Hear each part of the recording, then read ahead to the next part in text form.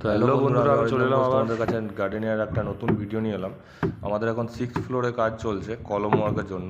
এটা shuttering wire লাগাচ্ছে যাতে সিমেন্টটা ধরে না যায়, শাটারিংটাতে বোর্ডটাতে যাতে ধরে না যায় সিমেন্টটা, সেই কারণের জন্য এই অয়েলটা দেওয়া হয়। এটা জাস্ট নর্মাল অয়েল, যেটা মোবিল পাওয়া যায়, বাইকের যে মোবিল হয় সেই রকমই,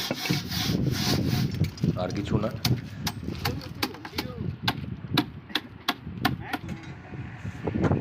দেখো বোর্ডগুলো ফিটিং করা হয়ে গেছে। আমাদের একসাথে একদিনে 16টা কলম ঢালাই হয়, কারণ আমাদের 16টাই পিস আছে বোর্ডগুলো, এই কারণের জন্য 16টাই ঢালাই হয়, এর থেকে বেশি করা যায় না।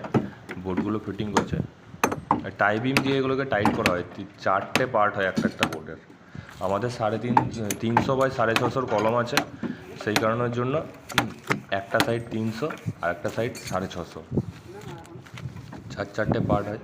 প্রচণ্ড ভারী হয় বন্ধুরা, এটা ফিটিং করা চারটিখানি ব্যাপার নয়, অনেক কষ্টের কাজ।